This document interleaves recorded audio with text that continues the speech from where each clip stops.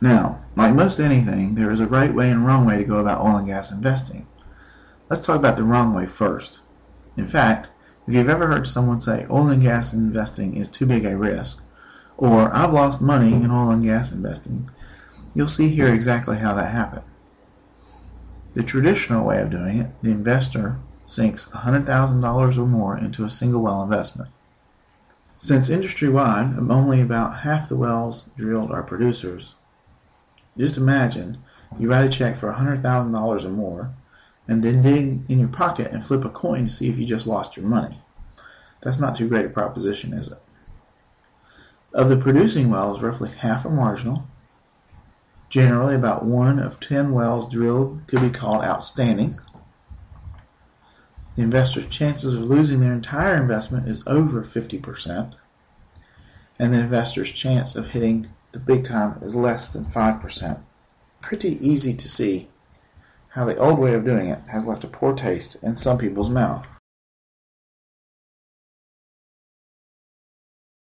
Let me share with you the proven right way. Now, this example is based on a 50% completion rate, even though our company has a proven track record of 60 to 80% completion rates. We have here a 20-well investment bundle. You'll note that on the first well we hit and we're producing 5% per month. That's pretty exciting. We drill 2 more wells and both are dry holes. Now, in the old way, how would a person start feeling? Anyway, we're spreading our investment over 20 wells, so let's continue. Here's a couple hits. Another hit, 3 dry holes, another hit, 2 more dry holes. There's a 6% per month, a 2.5, and then another flop.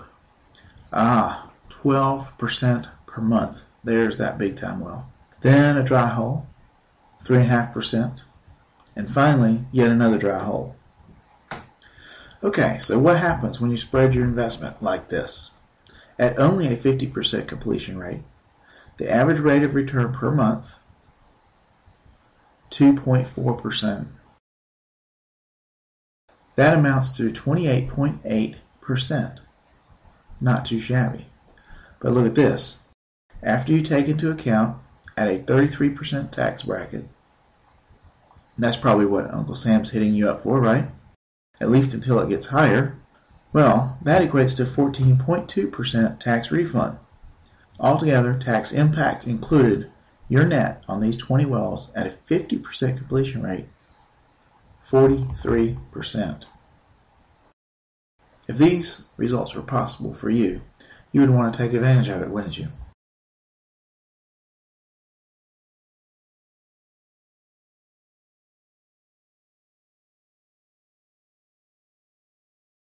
Let's talk a little bit about managing the risk. We had a statistician do a study on approximately 60 wells we invested in during 2003-2004. The results are where we got the formula of working with a minimum of 20 wells.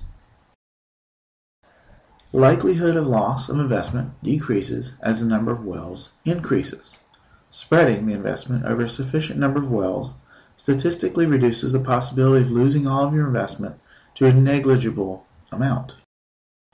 You see, if you only invest in one well, you have over a 50% chance of losing your entire investment.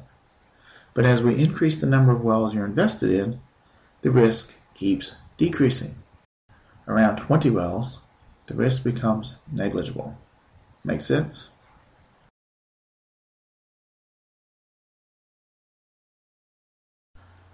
Okay, about now, some people are wondering, how does this compare to buying gold?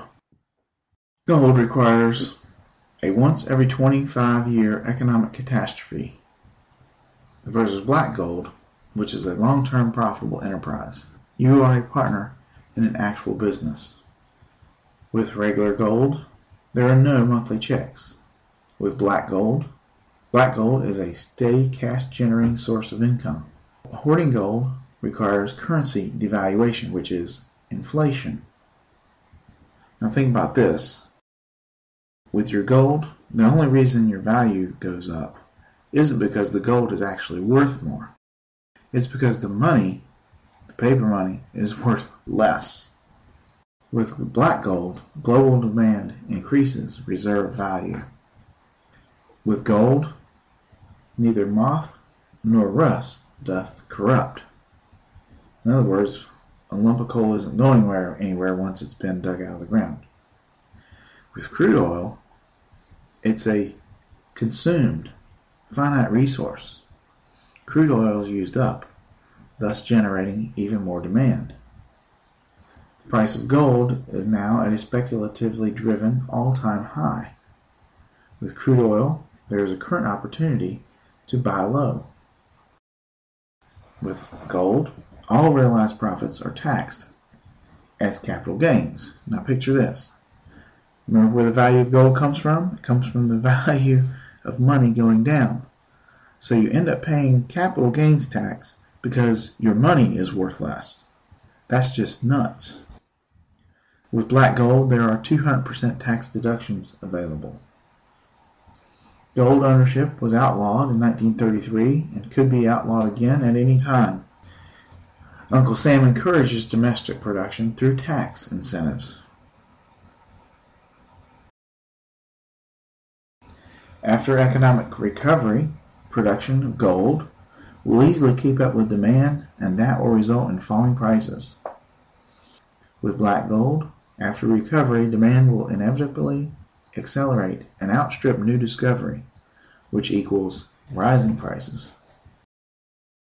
Gold is purely speculative, where black gold is a business endeavor with control over risk and reward. You must pay for storage of gold, or have extra security to store it at home. The earth stores your black gold for you at no extra charge.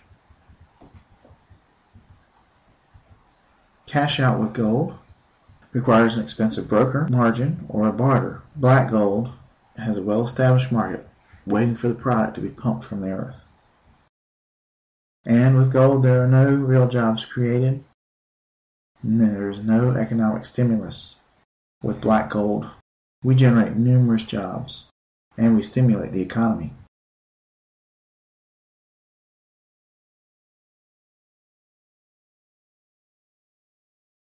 In summary, gold looks pretty in jewelry, but has no possibility of producing income. Any chance of profits from hoarding gold is purely speculative, and if there are any gains, they will be heavily taxed. Crude oil is consumable with worldwide demand and an ever-diminishing supply. An expertly managed well portfolio will typically achieve 3 or more times return on investment throughout its life.